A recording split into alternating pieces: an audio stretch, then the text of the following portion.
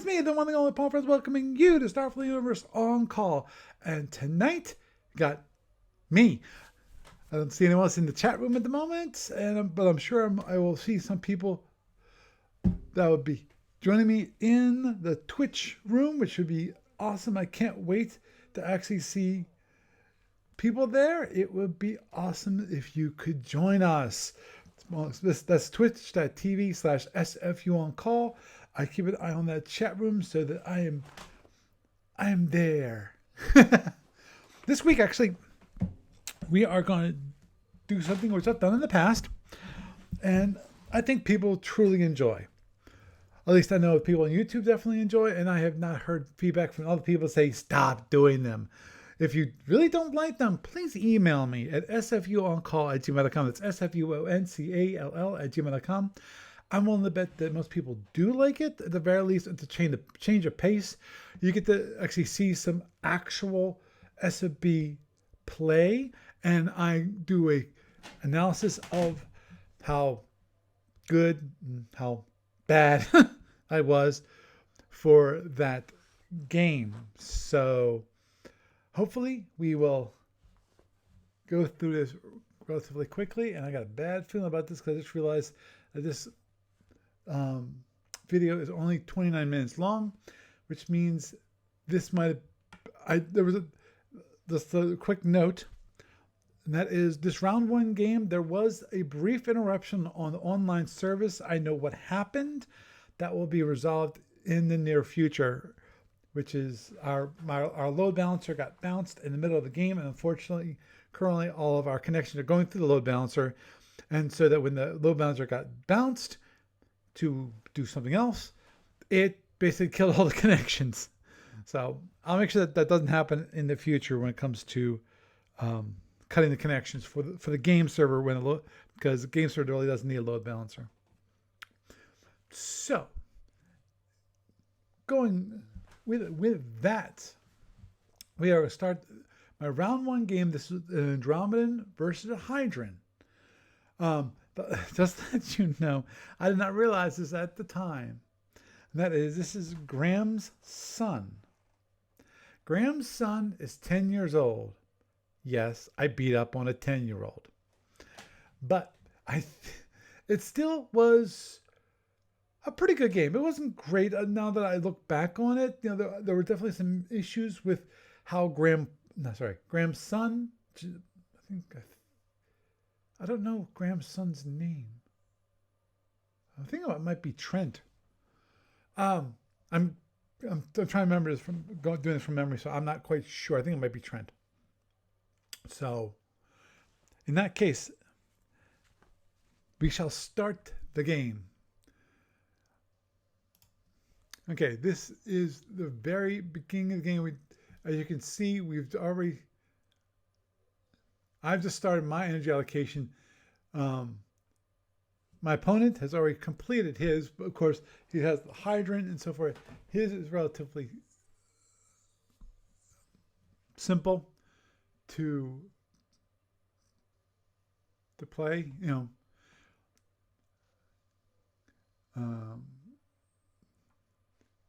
okay, I'm sorry. Okay, back up. Okay, let's do something. Let's back up a little bit.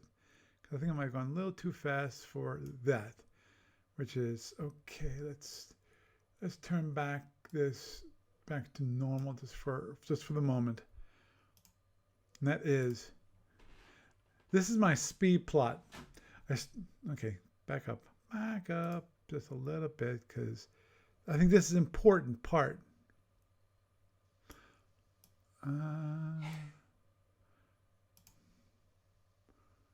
Okay. And that is, okay, if you notice here, I start with a very fast speed 30. The whole idea of starting that fast, of course, I'll say it anyway, just because I think it's of course, but if you really don't think it through, sometimes it doesn't become obvious.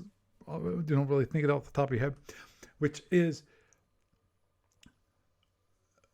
in most games, you want to control the center of the board.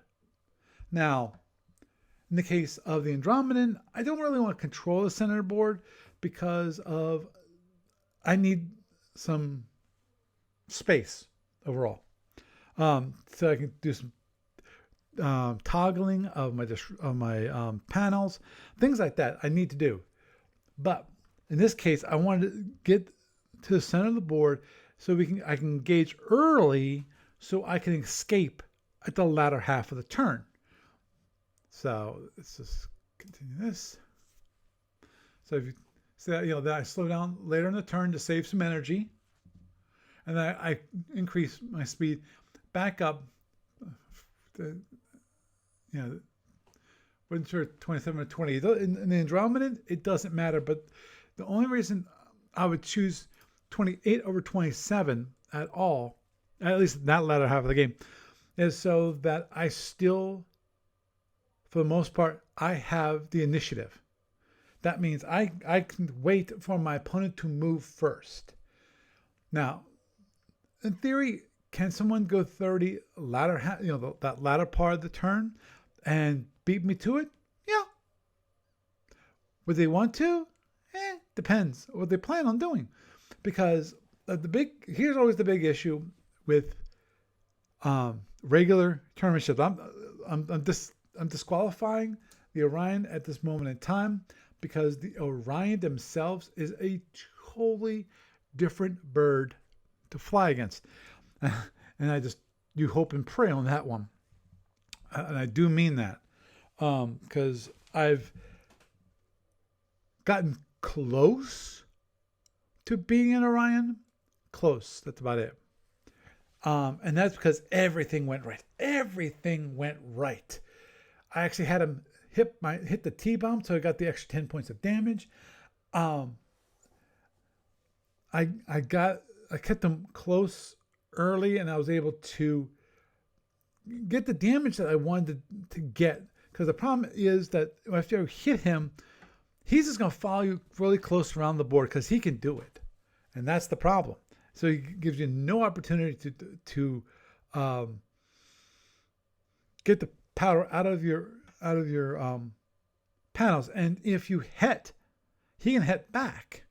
So he's got two hits. So in a way, you have to make sure that he uses his two hits up very quickly. Early in the game, in that case. But we're not flying that. We're flying against the Hydran right now. So right now, okay, what I'm doing is I'm discharging it first to make sure that, okay, all the powder is used, but also I want to keep an eye on this warp power, because what I want to do is have it so that reserve warp is all of the warp power that is available to me. That lets me actually use the warp power as reserve power whenever I need it, and so forth. So the whole idea of this, you discharge your batteries and then you use reserve, you basically recharge the batteries using warp, and then you can use that for reserve warp.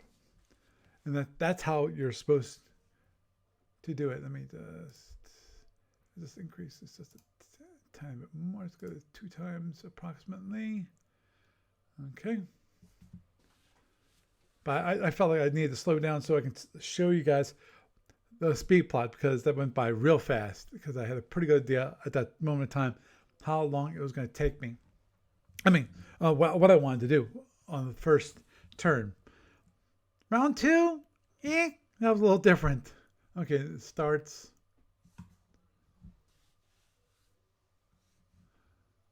Yeah, Trent, that's it.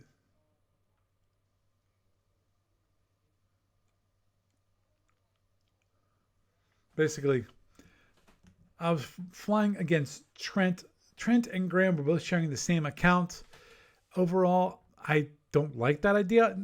And here's the reason why. And this is purely, has nothing to do about the Trent really should have his own account.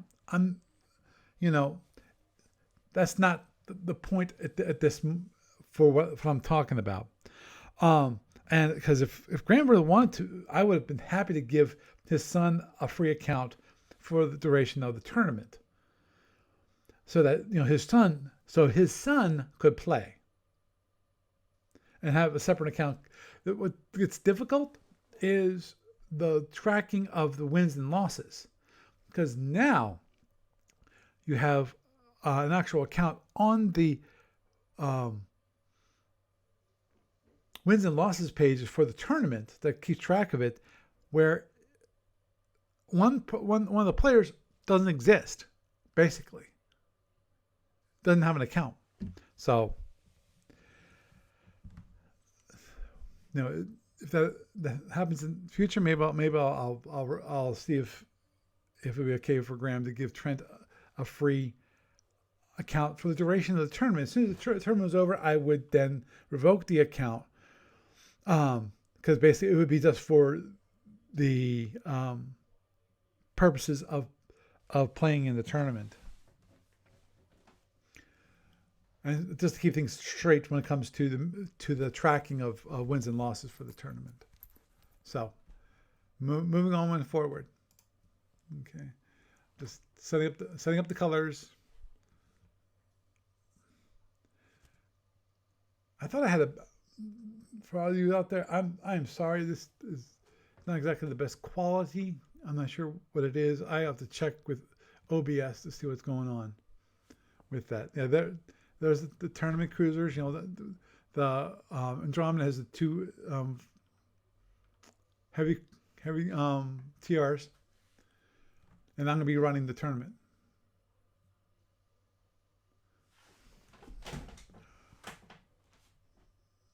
And obviously, it was announced that he's going speed 16, so he's going quite slow. That allowed me to come in relatively quickly. Okay, let me do this. Let's crank the playback speed, just because of, otherwise this can be a very, very long game. Okay, we're moving towards the center of the board. Here's me. The range is already 25. It's down to 24.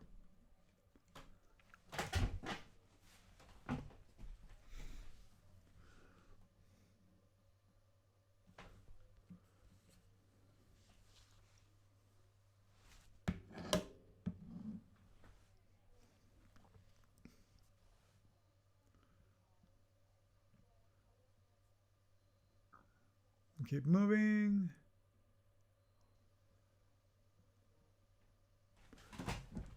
Okay.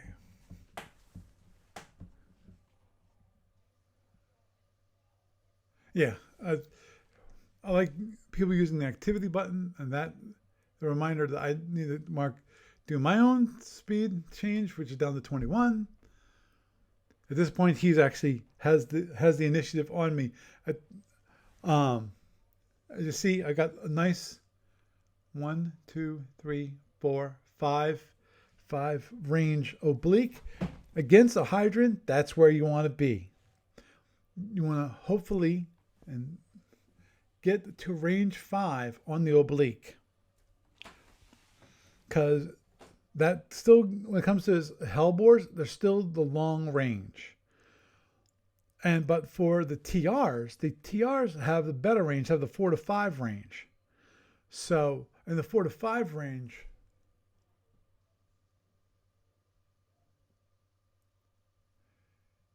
yeah, as I mentioned, you can, if you do a copy paste, it will actually copy paste the ships.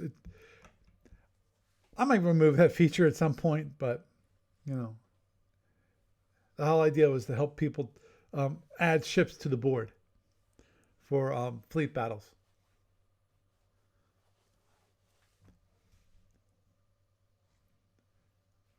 If you notice, it's all range 5s. Yeah, TRLs are TRHs. I had someone else do the SSD, and I was not careful to recheck. So I have fixed that in the latest version of the client that will be hopefully sent out this week. So a total of 42 points of damage. I rolled pretty well for my TRHs. Got 40 points of damage. So at range 5, actually, see, this is the one great thing about this Andromedan, is that now I've actually got a chance of actually doing internal damage at range 5. If that's like a Klingon has a chance to do, or a Fed, or a Hydran, every single ship out there could go to range 5, and there was a chance. Sometimes not a great chance, but it definitely did have a chance at least to do internals. You know, and that was one thing that really bugged me. Yeah, and obviously I got the Hellbore, got a. Okay, let's pause. I got the Hellbore, got a phaser. I forgot what I'm doing here. Got a fusion, a lot of hull and a warp. So this allowed, this is, to me, this was one of the best results I possibly could have done to the Hydran, in that I got a Hellbore.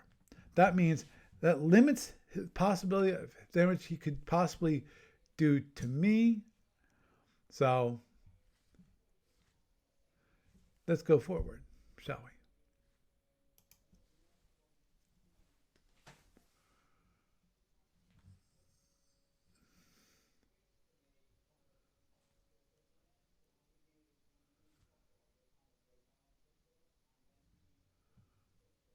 Oh yeah, I think this was right. He fires. Oh crap! I just realized the Hellbound was out of arc. He couldn't have fired at me at this point. I didn't even realize that at the time. I wasn't paying good enough attention. So I could beat up on him even worse than I did. Not that I really wanted to beat up that much on a 10-year-old kid, but okay. He didn't declare it right, so it was 19 points. So 10 and 9 apply to both of those. See. There's the degradation. There's the energy. Oh yeah, okay, I forgot. That was okay. Let's back up. Let's pause for a moment. That was just a showing of the two steps. You have the first step, and then you have the other step. Okay. Turned away. Going for the corner. Now, this is where I think he turns in.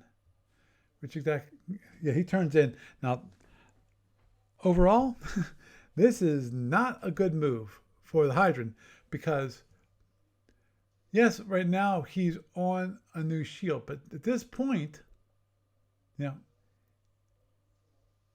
this point right now, I'm on the down shield over here, right here.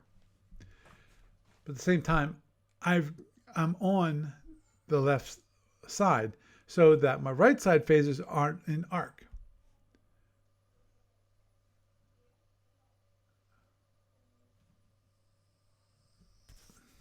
Yeah, I wanted to see what my speed plot was when I changed.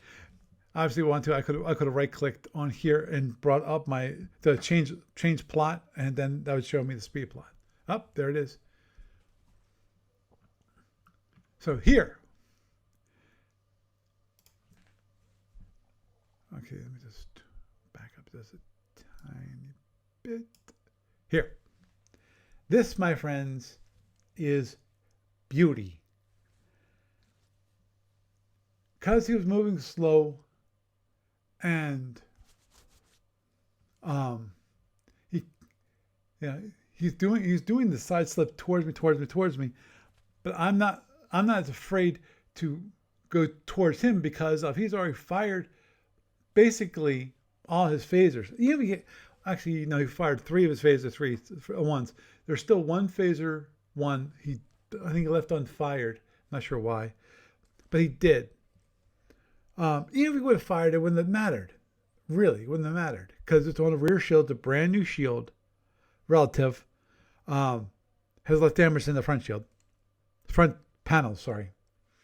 Um, but now I've got my right side phasers here, right down there. So what happens? Dun dun dun! Fire! Oh, first thing I totally forgot about that. This is first I had to announce my speed change. Then I go, okay, let's fire. So I'm gonna be clicking on here and here. Oh, I forgot. I want to also announce the DizDev because what I wanted to do is, as you can see here, okay, I put right impulse on the board, put it over here, and it's going to be basically, I'm going to be going here. The idea there is that if he wants to follow me, he has to head. Would that be a good idea for him? In my mind, probably. Because he wants to chase me. Now, of course, the biggest issue there is, did he already use up all his reserve power to block the damage that I did to his ship? And I don't think he used any reserve power. So that was another mistake that he made. Well, that might not be a mistake per se. Actually, I think a mistake because there's a big difference between 7 internals and 12 internals when it comes to the possibility of having more weapons damage. So that was another kind of minor mistake that my opponent made. Okay, I fire the right side phasers, range 3, 2 phaser 2s, and what do I roll? I rolled a 1 and a 6 at range 3, so that's 7 points of damage. That's 7 more internals. That's a total of 19 internals. So he rolls, and what did he get? Okay, we got some more center hull. Left warp. I killed the second hellbore. Here's the thing. And when I said to make things difficult, I was not kidding about that. Because of, I think this might be based on my speed, which I think is a good thing. Now, given that, he's got himself in a real difficult situation. He's down both his main weapons, the Hellbores. That leaves his fusions, only two of his fusion beams. Most people at this point will concede. And that's the one thing. I was expecting at that moment in time for Trent to concede, but he didn't.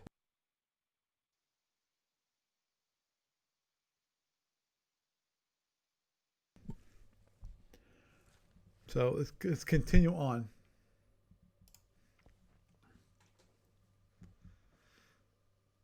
And I was being snide that, that makes things difficult because it truly does. You can still possibly win, but it required things. Obviously I rolled well, rolled 4, succeeded, and then, yay, boom, jumped over here.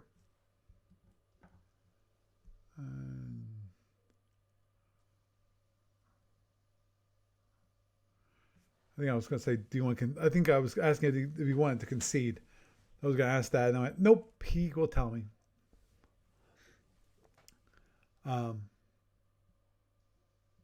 So at that point, I headed away from him because I figured the best thing to do at this moment in time.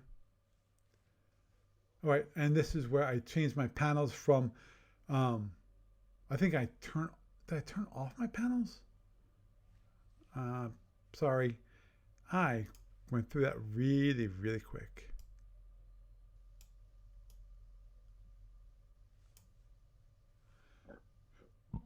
Back, let's.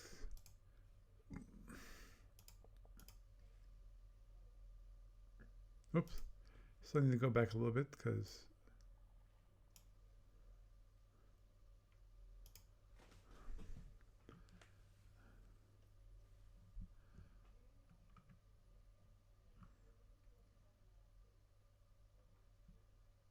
Wait, I was just tracking that. Oh, that wasn't me. That was him. That was no activity. Oh, yes. I remember what he does now. Okay.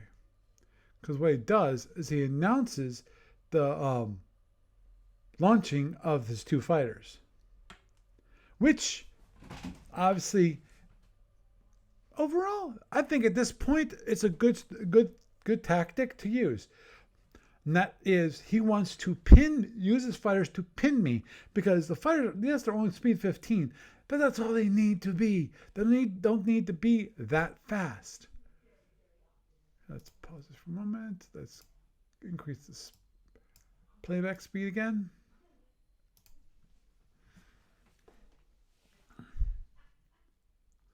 So let's go pretty. There it is. He launches two Hydran fighters.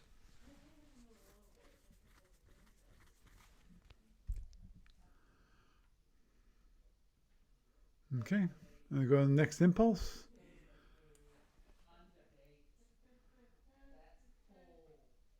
Keep going, keep going. Yeah, I was counting my energy just to see, okay, where was I in this whole craziness called the tournament? You know, because this is, let me just pause this for a moment. And that's one of those things as an Andromeda you're constantly doing. You're constantly looking to see how much energy is in your panels, how much you can withdraw, how much all of that, can you do a panel dump? What happens if you do drop your reinforced to standard, you completely drop your front panels or your rear panels.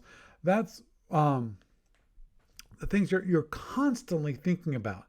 Now, Barry thinks his changes, the crazy idea he had, which was, don't worry about that. Just when you withdraw the energy from it, it does damage. Thinking wise, it doesn't make much sense. I'm not sure how it affects tactics, but I know this. I know that worrying about how much energy is in your panels does not go away by that action. By changing it so that the degradation is caused by removal of energy, because you still, if given that scenario, then you go on, okay, how much can I have to take into the batteries? Obviously, you're always going to put in counts of 2 because of this crazy scheme, which is if you take 2 points of energy, you attempt to take 2 points of energy, you try to suck it out of the panels, you cause 1 point of degradation by trying to suck out the 2, but you only get 1. It's a very inefficient system, is the way he's thinking. But still, you have to balance out how much degradation you're going to be doing to your panels versus how much power you're going to get into your batteries. Now, the other thing, was that I could repair up to 1 point of degradation, I think, per panel per turn for free, which again is kind of an interesting way of doing it. But, it is what it is. The point I was trying to make is just that you're constantly thinking about energy. Let me get back to our program in progress.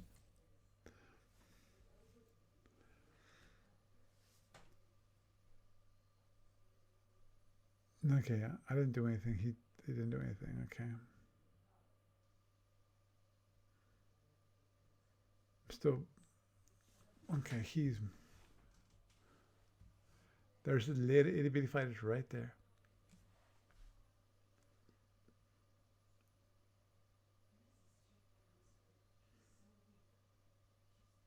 Yeah, I just want to remind Trent that when it comes to movement order, fighters go last because of their nimble and their fighters.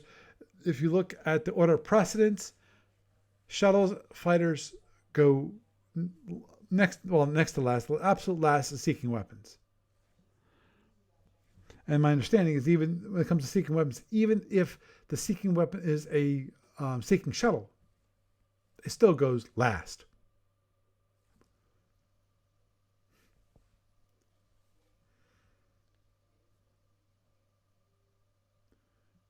To check for any end of turn.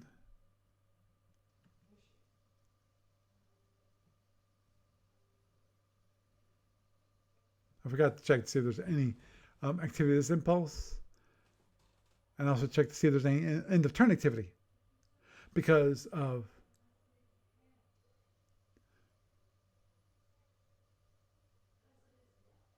I just realized what he said.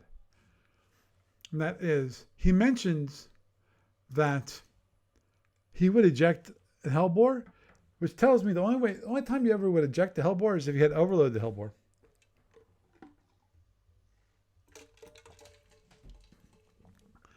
Which, in a way, he should have never, ever, ever told me. Because of what's the number one information that you want from your opponent is how much energy has he used. And if we know that he used it for overloads, that means we know better about what he did not use it for. Did not use it for reinforcement. Of course, where did the reinforcement go? That's one thing I did not ask for at the very end of the game, which was to reveal his EA, because that's part of a standard practice, which is, revealing the EA just to confirm to the opponent that you did not cheat and things like that, So that's actually one of those things that was a possibility that I was thinking about, given one of the situations that occurred in one of the games in this Sapphire. And that is, somebody said, "Oh, the batteries got destroyed, and all of a sudden he could do a het." And he said, "Oh, well, I could do a contingency het." Basically, he put his power. He said, "Oh, my batteries are going to have a good possibility of being destroyed next impulse because of how much damage they're going to be taking. So what I'm going to do at the end of the turn before the impulse before that is I'm going to take all that energy that's in my batteries and I'm going to allocate a het." It's hard. We have to, at the moment, we have to trust the person. Now, there's a possibility what I can do is, because I've thought about this before, which is, for Andromedans, it makes a lot of sense. For other people, but with that possibility, that might make a little more sense, which is the whole idea of tracking the use of reserve power. When you use reserve power, instead of modifying that field directly in the EA, what you'd have to do is go into a special dialogue. And in that dialogue, you then would click it and say, okay, reserve power is, this is how much I'm using. This is the activity I'm using it for. I know the client knows what impulse you are currently at.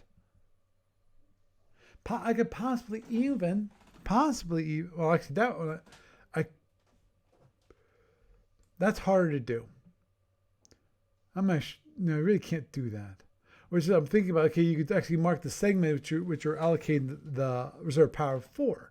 Now, the problem with allocating reserve power for a certain segment is that you never know when you're past that segment.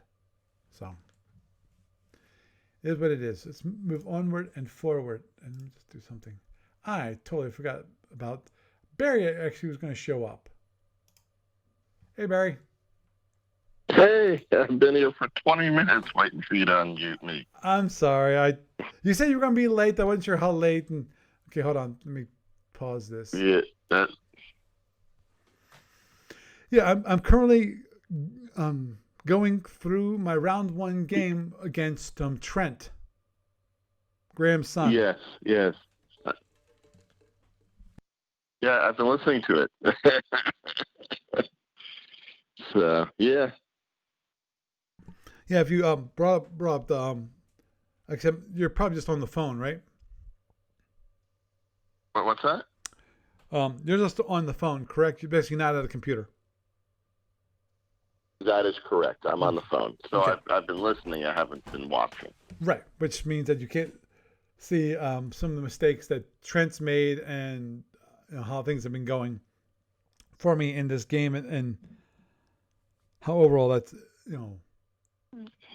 Yeah. other than you've been hearing what I've said, like No, it's pretty easy to follow a game when you're just listening. okay. You're paying Thank you. attention. I'm glad, Barry, because of obviously this is not just a video cast. This is also a podcast, which means people are completely listening to just a audio recording of my descriptions. Mm-hmm. So I was hoping that being successful in Yeah, the right information came across. So okay, cool. Well, I will continue this then, because we've ended turn number 1.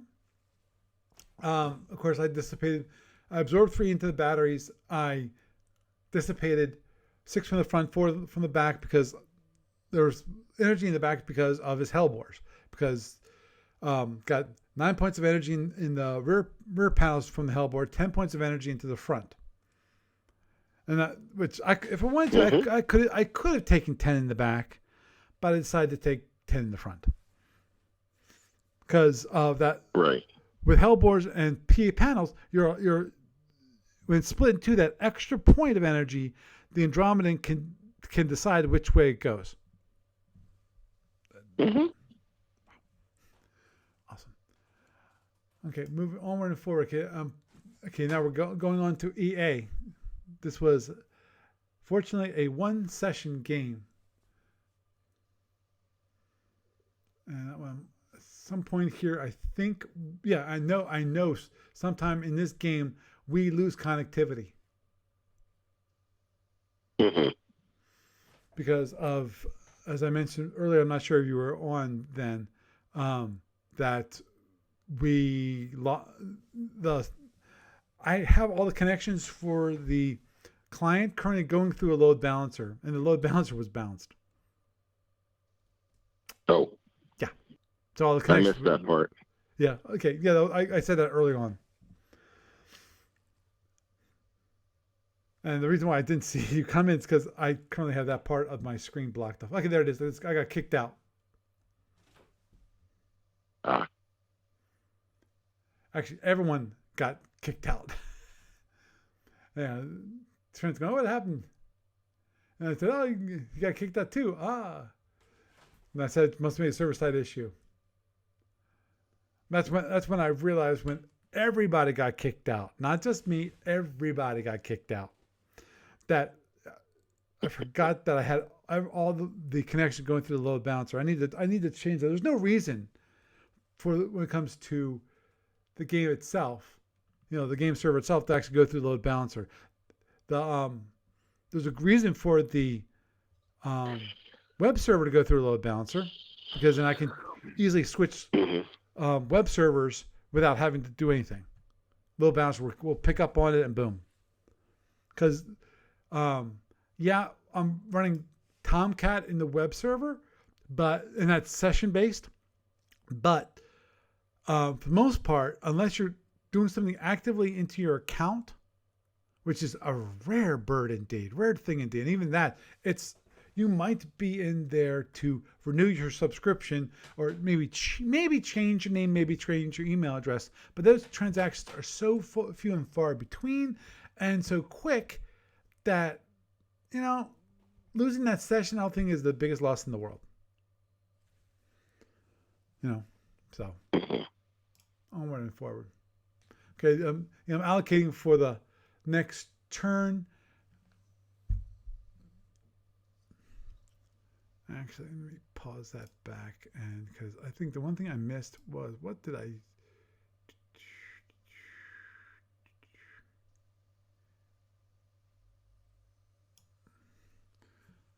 There, and let me slow down the playback because I don't think I saw how I missed my speed plot because I was in the middle of, or was that earlier on? I think I might have been early on because I see that I already allocated 14 points to that. Okay, I'm just back up just a little bit. There it is. Oh, the flat 21. That's what it is. I decided to go flat 21 for the turn because I'm going into the corner. I've got these fighters chasing me. They are basically range 10 at the end of the turn. Mm-hmm. So, Yep, there. Okay.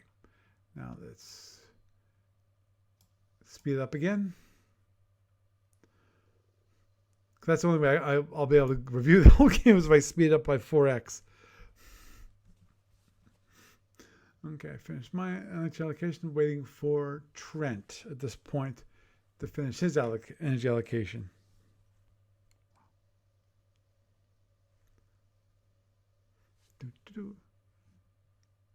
Man, even with 4x's, this is slow.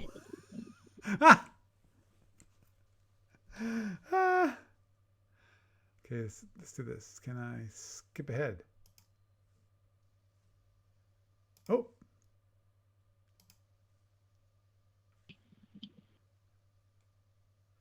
I skipped ahead a little bit too far. There. He announced a speed change to 14. He's currently heading towards the middle of the board. His fighters are trying to meet. He knows that I'm going into the corner, but the fighters are kind of trying to meet me on the side of the board, the left-hand side of the board.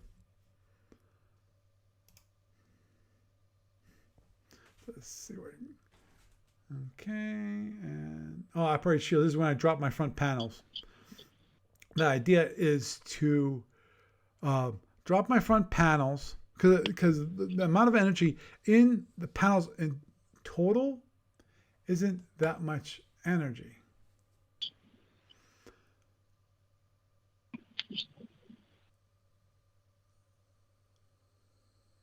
Actually, it's a total of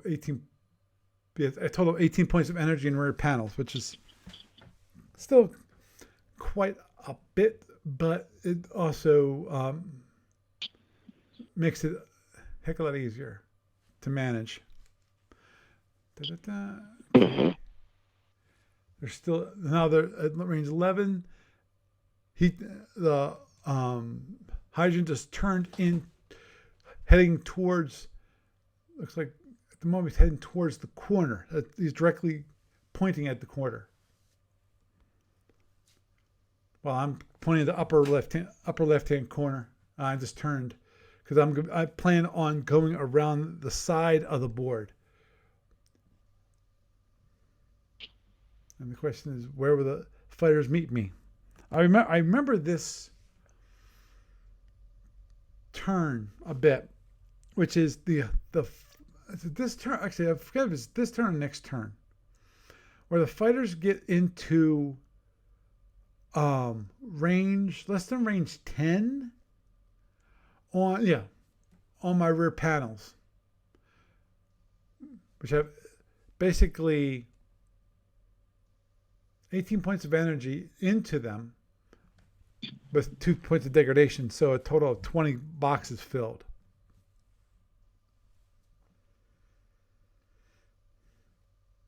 Okay. Right, the whole idea was that I was going to drain my energy. I think, what did I do? Because I'm hoping I didn't do something stupid and maybe accidentally cheat. Because I don't think I don't. Because 18 points of power. Actually, I would have noticed that it was 18 when I tried to do something stupid. Yeah, I'm dropping the rear panels. Raise the front panels. Yeah, which I think at that point I have to cancel and go, forget that. Yeah, the gas is 18 points of damage. 18.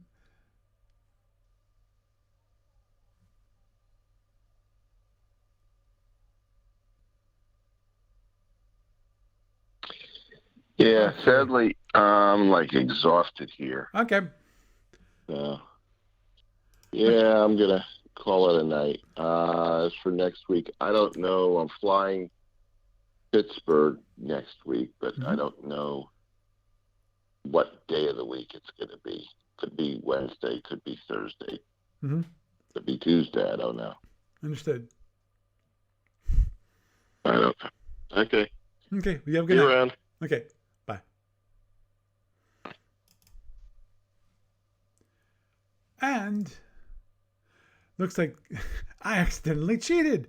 And I apologize for that.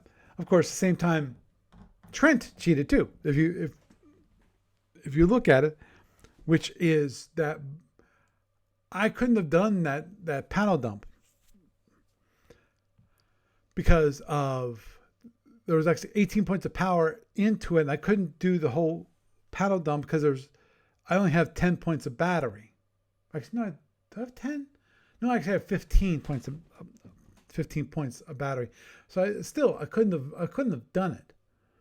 But at the same time, he couldn't have fired his one hellbore at me, so I wouldn't have had I wouldn't have that energy into it. So, you know, we both did wrongs, and I apologize for that accidental cheat. I did not realize that had occurred, and obviously, neither Trent. I'm assuming Graham was sitting behind him. Both of them missed it, and I apologize right now for missing such a gross error.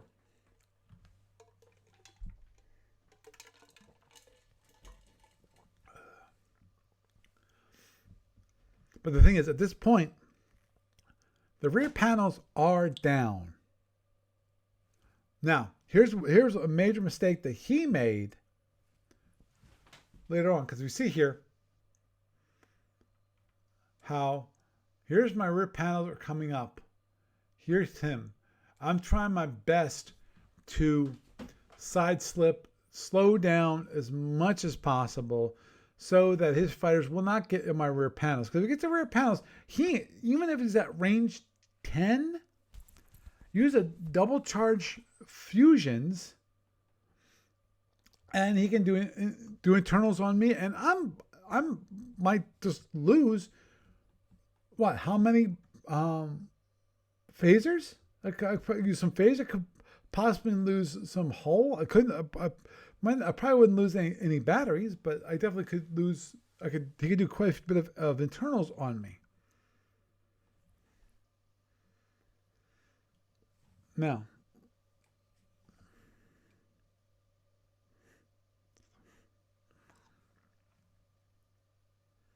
okay, we're waiting for. Okay, see how it's getting close. Actually, okay, let me pause. If you notice here, okay, range 8.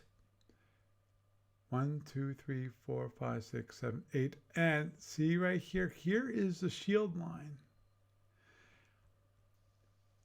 Doesn't matter if I go first or they go first, because somebody's going to go first. He's right now on my rear panels, and I am praying at this moment in time on this current situation. I'm praying that he does not notice that. For most opponents, they would take advantage of that in a heartbeat. Unfortunately, Trent missed it, you know, and I am fortunate at this part of the game that he had definitely missed it, because there's nothing I can do. I don't without heading. Excuse me. Without heading, I had no way of protecting my rear panels. Also, obviously, for me at range 8, even fusions.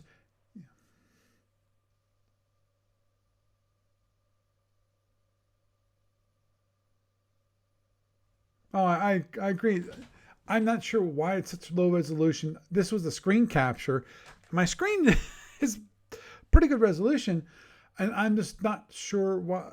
I have to check on OBS. It might be something to do with OBS, because this is the first time I've actually done a screen capture with OBS, and that might be the whole issue here, and that's why it's such low resolution. And I apologize. I will endeavor to increase the resolution of those recordings. I'll look into it. Because normally when I do screen captures, I do screen captures using QuickTime, and on the Mac it works great. It was not working, and I'm not sure why it wasn't working. Because I think I tried to bring up and it just hung. It just spun.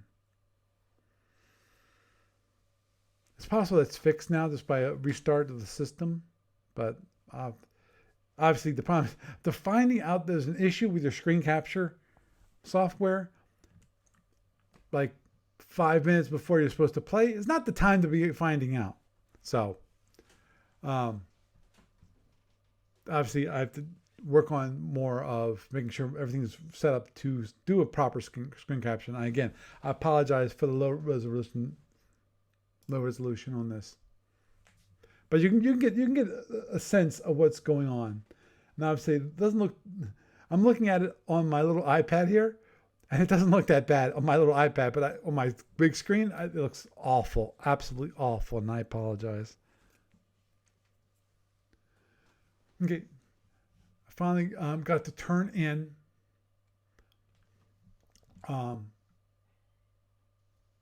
Yeah, because I moved the 4 impulses, and I can move in.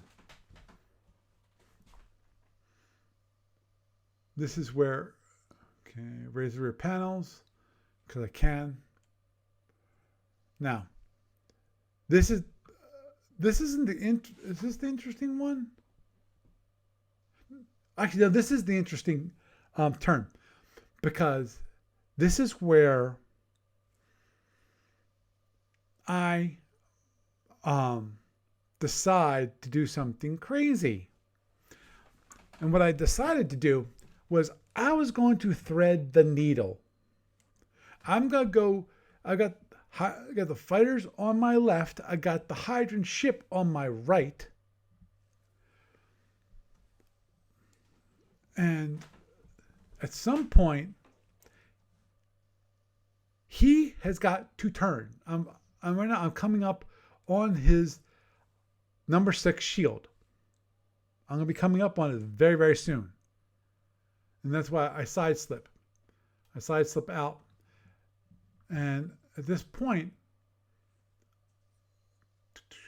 I'm pretty sure at that point, I actually was able to. No, okay, no. Okay, I moved there. He blocked by doing a side slip. So he realized what I was doing. And he decided to block. And that's when I was thinking. Because I don't want to get too close to him.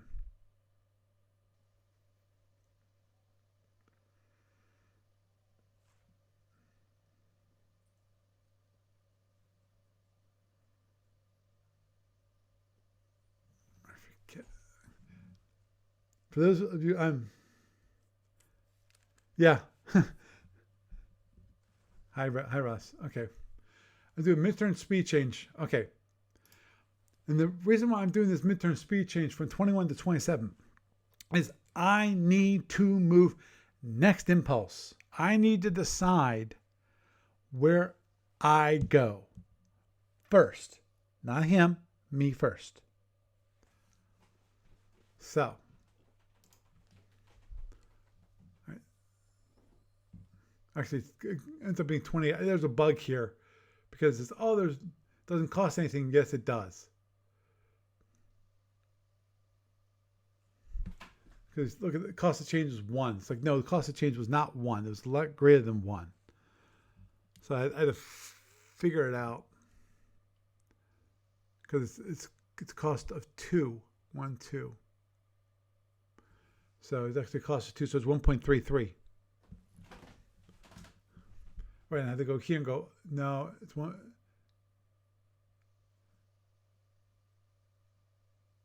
From 6.00 to 7.333.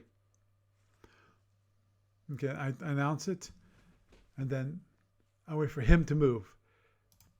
This is where things got real interesting, real fast. And that is, he decided to turn away. Because he had two choices.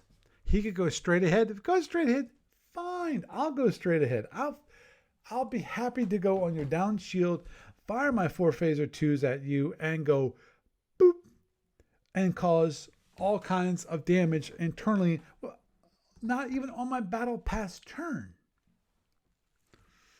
So he turns away from me, which the idea is he's protecting his shield at this point. So that gives me two choices. I can either go directly in at him, so we're at range 1 off his shield number 2, center line for me, which is not bad. Okay, I can get six phaser 2s and hit him. There's only one minor problem with that. You don't want to be that close to a Hydran. You do not. Because now you've got 1 fusion, you got a full GAT, you've got, at that point, also 4 phaser 1s, all gonna pummel you. Absolutely pummel you. So, because of that, I went, okay, this is stupid. I can't do that. So I thought about it, and I decided I'm going to thread the needle. So now, so what happens is this. Okay, I turn in to him from range 2. Come on, I'm waiting for me to actually make the move. Because I had to, there. So now, here's what I got. I've got my Andromedan, range 2, the shield 2-3, shield number 2-3 line. Right there on that line. And so on that line, doesn't matter. Whether he goes first, I go first, doesn't matter. I end up on his shield number 3. Obviously, he's going to be fired. If he fires anything, it's going to be on my shield number 3 also, which is my rear panels. Now, here's the good thing. We're now out of his FA arc. Because if you look over here, 2 of the phasers now are out of arc. So he's got 1 phaser 1, 2 phaser 1s, and 1 GAT at range 2. That's not too bad. And he's got 1 fusion, if he wants to fire the fusion, at range 2. That's going to hurt. I'll admit it will hurt. But it won't hurt nearly as much as having 4 phaser 1s, a full GAT, and a fusion at range 1. Range 1 is not exactly a good thing to do when it comes to overall in the NA ship against a Hydran. You crazy? Because those fusions, they're just nasty weapons when they get up close. So let's move on forward. Oh yeah, and then we have, of course, these guys. Got the fighters. Now, the fighters currently have not fired their fusions. So at this point, I need to do my best to wipe the planet from these guys. I need to cripple these fusion fighters. So what I do is, I forget if it's this impulse and next impulse. Let me just wait. No, it's this impulse. Okay, this impulse. What I do is I fire 2 of the front half phaser 2s at 1 fighter. I then fire 2 of the left side phaser 2s at the other fighter. The idea is to cripple both fighters. At range 3, it's possible. It's hard. Well, okay. You have an average at range 3 of 7 points of damage for two phaser 2s. That means I have to roll pretty poorly. I have to roll below average for one of the fighters for it to survive. Because as soon as I hit 7, it's crippled. And then I fire 2 right side phaser 2s at the Hydran, so that I can get his rear shields over here. So I have a nice shield that's damaged. So I don't have to try to get to his shield number 6. You know. Oh, damn.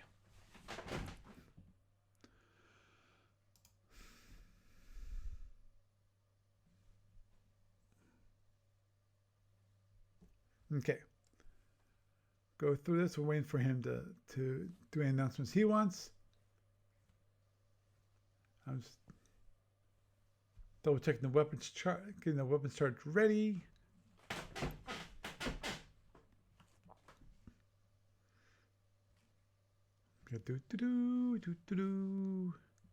Yeah, I know this is okay. So he fired. Okay, pause.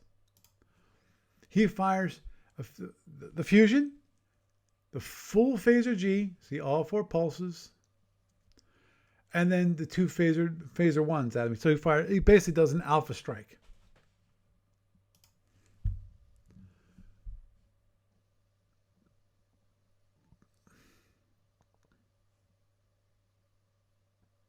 So I'm going to go ahead and fire the fusion. Not exactly great. Range 2, it does 3 points of damage.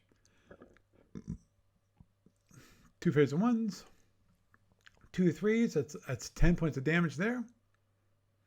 And then finally, the 4 phase 3 for GATs, range 2, for a total of 14. So that's 24 plus a total of 27. And that's all on my rear panels. Yeah, I miscalculated. For some reason, I thought it was going to be internals. And there's no internals. So I was like, what the heck? Yeah, but I have to subtract it out because there was 1 leak point of power. And that, so he hits 1 center hole.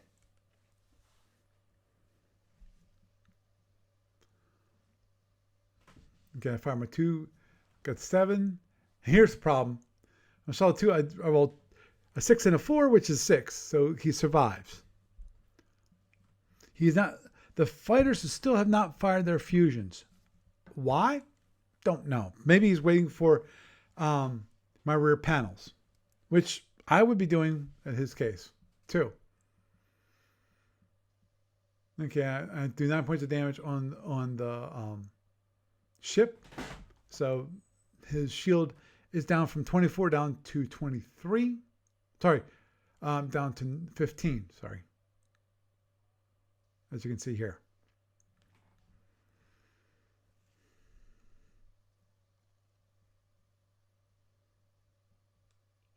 Right. Okay. Continue on. Now, this is where things get, to me, even more interesting. And that is, okay, I'll let this roll. But what's going to happen here is that I'm trying to avoid having his fighters, at least the one uncrippled fighter, to get on my rear panels, because I know if he does that, I'm in big trouble. Because even if I let him hit this turn, then he's going to probably hit me next turn, because he's going to be within range 3, which means that he can use his fusion charges without using both of them. So he sidestepped towards me. I went straight ahead. I think, or did I sidestep? I went straight ahead. Yeah, see, this shows the one's crippled. Yeah, I had to remind him that shuttle 2 is crippled, so he only goes half speed, speed 7 instead of speed 14. Sorry, speed 15. And what I do now, because of next impulse, I move, he doesn't. Actually, no, I move, and he does what I told him he doesn't have to, which is he moved first.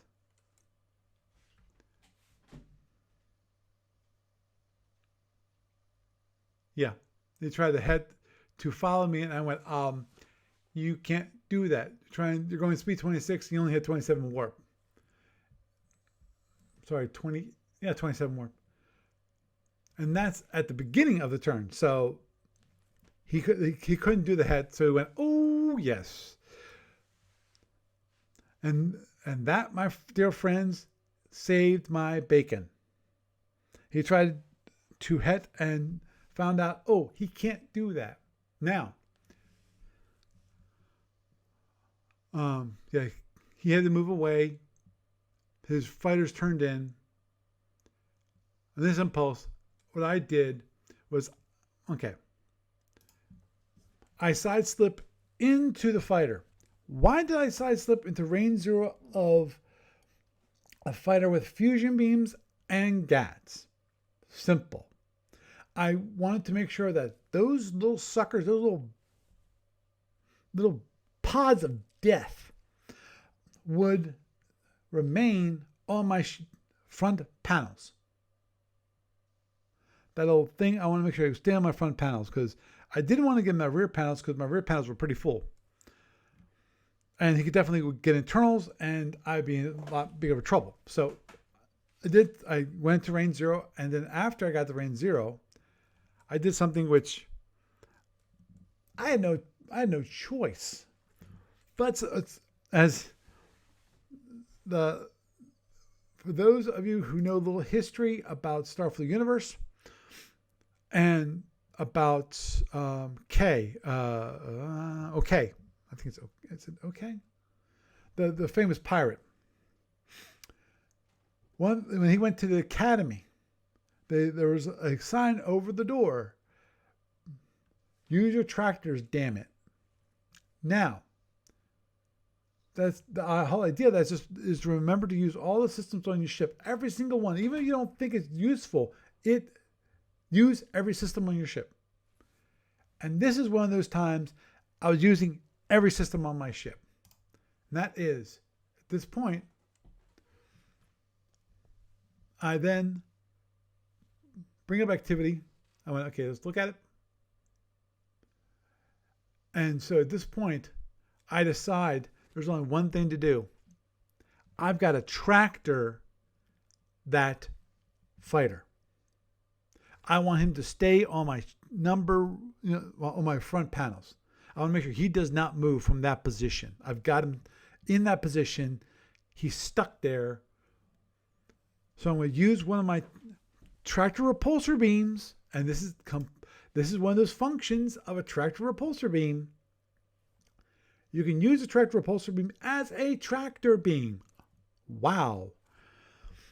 So I tractored the fighter with a tractor repulsor beam because of, at that moment in time, I needed more as a defensive weapon than I needed the tractor repulsor beam later on as an offensive weapon. You do, as in baseball, you do what you have to do to get through this inning, to get through this game, to win this game. Whatever that means, whatever that takes.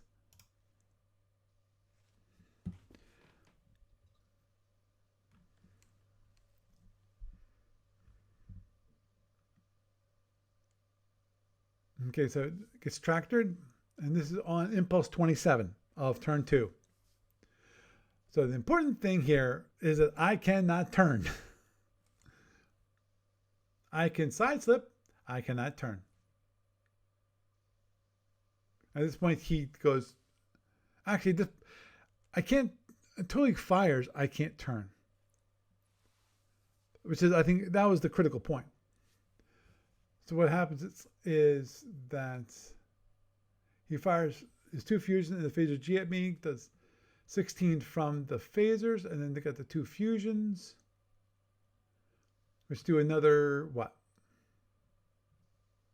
Probably a good bit of damage. 18. So he's done, at range 0, he did 34 points of damage. That's a lot of damage. And that, if I would let him get to my rear panels, he could have done close to that damage. I would have gotten internals. This is why this is why I tractored him. I went to range 0 and I tractored his butt so that he could not get on my rear panels. Because I knew that was going to be my greatest grief. Because I could not stop the Hydran ship from actually doing damage to me. Firing his weapons at me. I can't do that.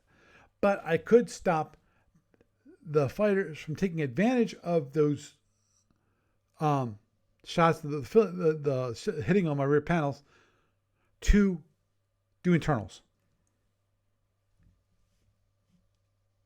Yeah. I'm not sure. That's probably a glitch in the client where it allows it tells them that they can move.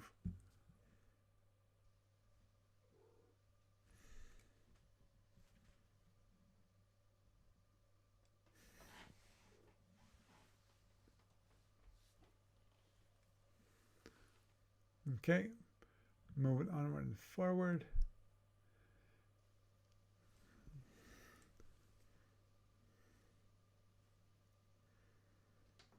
Right, at this point, I can actually turn, and I'm fine, because the important thing is that he fired his weapons.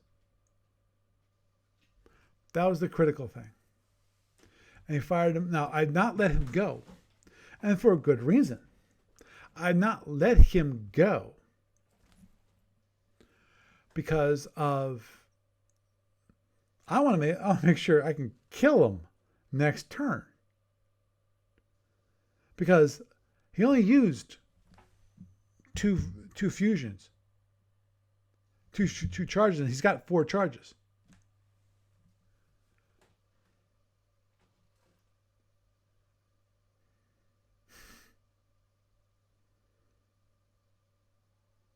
So, and we're going on to impulse. Okay, we're impulse 30 of turn 2.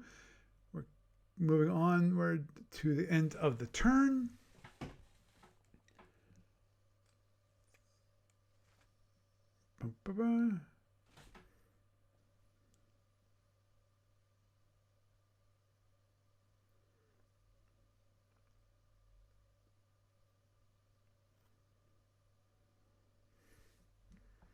Yeah.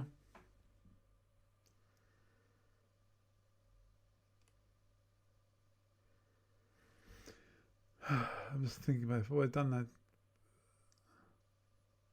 P panel. Okay. Okay, we're going on to the end of the turn. And obviously I've got, he might have, okay. Yeah, at that point I dropped the tractor at the end of the turn. Just because of, at the end of the turn, I want to make sure I didn't have to worry about charging the TR Heavy as a tractor. And actually, at that point, I also could restart the charging of the TR Heavy. And there's no alternativity for Trent. There was for me, because, of course, I had to do my panel stuff. 3 the batteries from the front, 2 from the rear, 6 and 4 when it comes to dissipation, which is not bad. Unfortunately, I only have to worry about at this point is the 4 phaser 1s, the 1 fusion beams, and the 2 GATs. Now, obviously, when it comes to the GATs, you gotta be very careful about those suckers.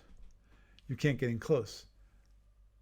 This is, I'm going to finish this up pretty quick.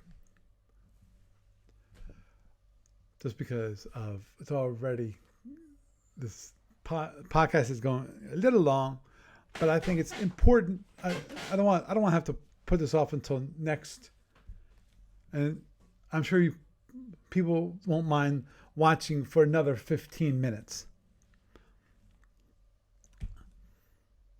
So, okay. I checked to see what kind of damage he currently has. What is his current array? I decided that. Okay, I forget. I'm watching myself here because I don't remember what I did.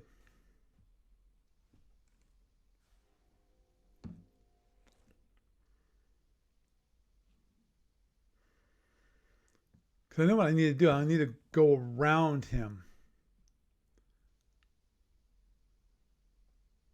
And given that I throw quite a bit of energy into my batteries, I should be good. Got 13 points. I start the turn with 13.667 points of energy in my batteries.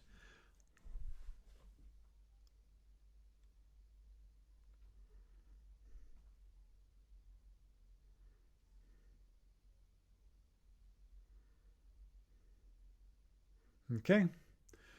Finish my energy allocation, and then Trent finished his energy allocation. So I have a slow start of speed 15, and then I switch to speed 30. No, sorry, start with 21 and then go to speed 30, because I want to have it so I can turn in towards him as soon as possible. Because at this moment in time, I'm at range 8 off his shield number 5. Yeah.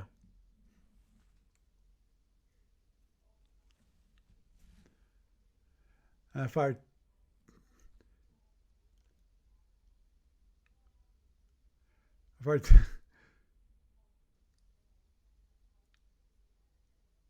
Why in the world did I do that? Fired 2 phaser 2s as phaser 2s. I should have fired 2 phaser 2s as phaser 3s. That's what I should have done. So I'm not sure what I was thinking there. That was a mistake on my part. Because I could save the energy.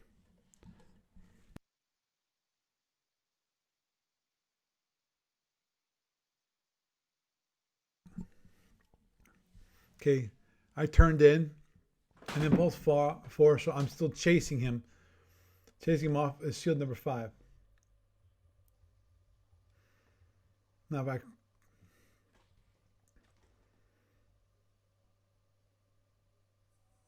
I forget if I. Okay, keep an eye on his shield number 2 when it comes to range. Because both of them are range 6. I'm flying away from his his fighter, which is going relatively slow, speed 7. But still, it hits off my shield number 3 at range 6.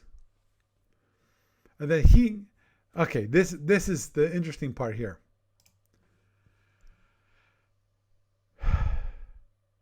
And again, I think this is a mistake now that I look back at it, which is Trent headed directly at me. Not an awful thing, because now if he can centerline me and get close with both these phaser Gs, I'm in deep trouble. But fortunately, he's going speed 23 and I'm going speed 30. He mentions, oh yeah, this is a het. And I say, oh yes, it is.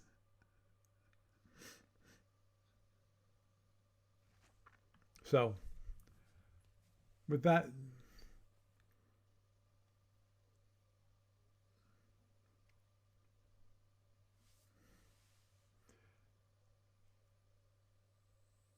okay, let's check in.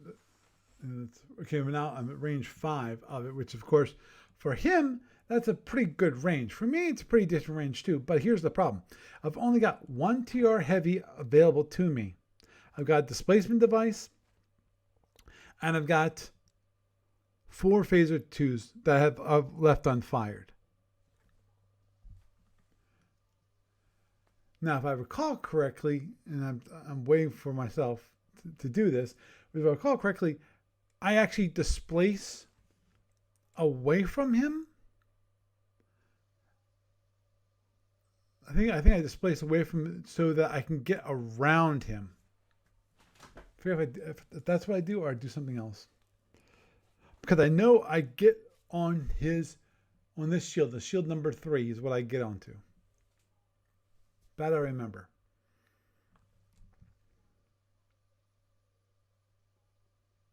Okay, now he fires his phasers at range 5. Again, not exactly the best approach to do because of he's at range 5. He's not going to get internals. He's not really going to cause issues for me at range 5. And he should know at this point that I'm going to have to come in closer. Whatever I do. I don't necessarily need to come in closer. I can stick it out at range 5. But he should, at the very least, cause me some angst about it. I should have to try to get into range 5 so that I get on a better shield, and work for it,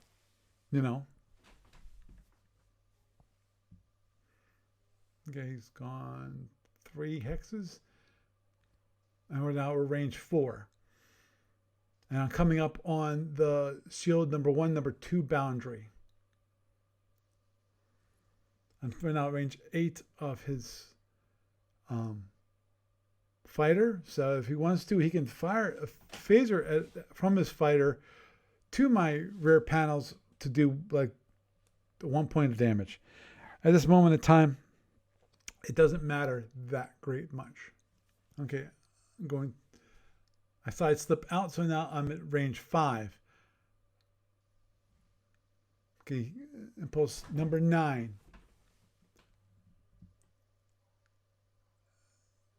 Now, this is where things get interesting.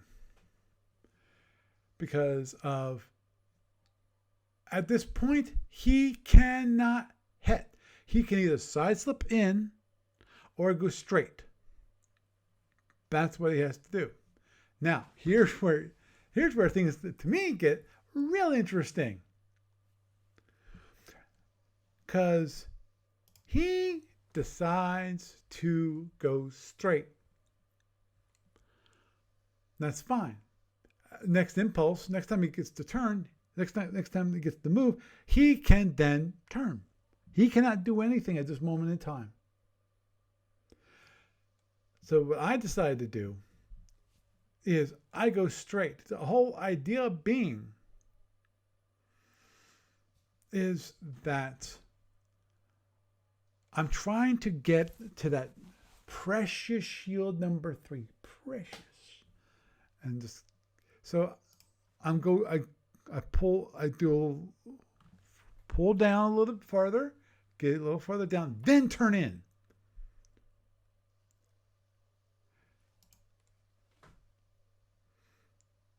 And I turn in and I range 4 right on that shield number 2, shield number 3 boundary. He did not move that impulse, so I could get it. And so now I'm on that damaged shield. That's the shield that's only 15 boxes. If I roll well on those TRs, I can get more internals. And then, of course, because I have front half phasers. And then I have my right side phasers. And this is all at range 5. Range 4. Not exactly the greatest for phasers, but hey, I'm going to try to do as much internals as possible at this moment in time. Oops. Please don't tell me I actually fired that. Yeah. Please tell me I didn't fire two TRs. Please don't tell me I did something, didn't do another something stupid. Because I'm pretty sure. Come on, I did. I'm an idiot. I apologize. Another mistake on my part. It wasn't. I didn't have 2 TRs at that moment. I had 1 TR. Yeah, there it is. Yeah, I remembered. I said there. I can only remember. I just remembered only can fire one of them. So I got 20 points of damage. So basically, it'll be the first die roll, which is truth. Then 2 more, which is from the front half, for another 8 internals. I blew away his 2 phaser ones. At that point, I did that because I wanted to hold the other 2 phaser 2s because I was hoping, maybe beyond all hope, that maybe I could hit him again. Now, thinking back now, I probably should have just bopped him with everything I had. Because of next impulse, he gets to turn. And therefore, that shield, because let me just look at this again. 1, 2, 3, 4, 5. He could get that shield out of arc. So I probably should have fired all 4 phaser 2s. That was a mistake on my part. Okay. They said, good game. And I said, yep. And he said, and I just explicitly asked, are you conceding? At that point, he said, yes. Yeah, I just mentioned it was closer than I had expected. And that's fine. You know, it was overall a good game. Obviously, we both made, okay. I don't think I made any tactical errors except for obviously the one with the bringing the rear panels in. I did not think about that. I was going too fast, basically, at the beginning of last turn, so that the fighters could get to my rear panels. Now, obviously, I couldn't have done the panel dump. And that was illegal, but also he illegally fired his hellbore at me. So, you know, at this moment in time, I feel pretty that we both made mistakes in that category, and I think we both were, you know, I think it's around the same. You know, I don't think that would have changed things dramatically. Yes, it would have changed things when it comes to amount of damage. Obviously, if I would have caught his hellbore, you know, okay, I would have had 19 points of damage less, which means I wouldn't have to do what I was planning on doing, and I could have done that panel dump at that point later on because I wouldn't have had so much energy in my panels. Of course, I wouldn't have had that much energy in my batteries. Then later on, you know, that it's a whole thing. But anyhow, overall, it was a good game. You know, I'm glad I caught. I remember that I caught. Well, I thought I have evidence that I caught that when I tried to fire 2 TR heavies, I realized that the first one I used for a tractor beam, and therefore it was only the first turn of arming. So, but it was a good game overall. I enjoyed it. I enjoyed it because I won. I think Trent definitely needs to work on his playing. He played fairly well for a 10-year-old. He played fairly well. He did not make the big concerns. Also, maybe it's just the way Graham has been teaching him, which is, okay, so you lost your 2 hellbores. That's your 2 main weapons. Keep going. You never know what's going to happen later on in the turn, because most more. I was going to say mature. That's not the right word for it. Experienced players would have conceded at that point. If they would have lost both their hellbores, that's it. You know, I'm dead. I'm dead. And to be honest, okay, let's back up. If you just lose your 2 hellbores, you're not dead. But he lost 2 hellbores and 2 fusion beams. At that point, then you're dead. Because of your range for your weapons are limited. Fortunately, the only way he could have won, I think, was that if he would have kept the fighters close to him. So basically use the fighters as additional fusions at the certain range. Tractor them and pull them along. And then when I come in for my attack run, at that point, then come in and hit me. Let them go from the tractors and hit me. Overall, if he wouldn't have had his 2 Hellbores gone, sending the fighters out of me is a good thing, because actually that's how the last Hydran I played against in the Andromedan, that's how he killed me. He was going around the center. He sent his fighters, boom, right after me. And he basically pinned me against the wall and then got his fighters to range 1 of me, and I died. Plain and simple. Fortunately, at this moment in time, on this game, I was actually able to manage that. I was able to actually define when I wanted the fighters to hit me. And I was able to kill one of the fighters before it could hit me at range 3. Now, the question at that moment is, should he have fired his fusions at range 3? Probably. But of course, if he would have fired his fusions at range 3, I would have played things a bit differently. I wouldn't have grabbed that one fighter and killed it. I wouldn't have worried about it as much. Would that have been a mistake on my part? Possibly. I wouldn't have had as much. Well, I'm not sure if I would have had much damage as I got. Possibly less, because the big thing would be the GATs at that point. Yeah, because you'd want to fire both of them, because you don't know if either one is going to survive. But anyhow, given that, it was a nice game. I'm glad I had a chance to review it with you guys. Obviously, this is going to be posted up on YouTube, so if you want to watch it again, I apologize for how bad the quality is. I will be looking into the future to actually fixing that. Unfortunately, my round 2 game, I did the same thing. So when we go over, I'm hoping to also review my round 2 game, which I lost. And that one, just a short summary of the ending of it, is I screwed up. I let a Fed get to range 8 on my rear panels. He fired, he hit, he got internals to the point where I could not survive. He got one TR beams, and then I tried to do a maneuver, and that maneuver did not work out because my displacement device decided to fail on me. That's the short summary of the end of the game.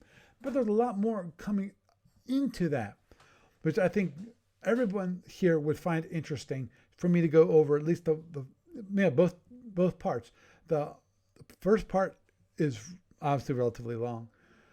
The second part is relatively short. We got done in that was the final turn. We got one turn and done. Because I looked at the end of the turn and I didn't have much of a ship left. I was hoping to get some last knocks in and possibly get him down to the point where, if I was really lucky, to get the significant damage. But even then, if I really looked at it hard in hearts, I was dead at that point. But anyway, I'll wrap up with that. I am Paul Franz, and I bid you a good night.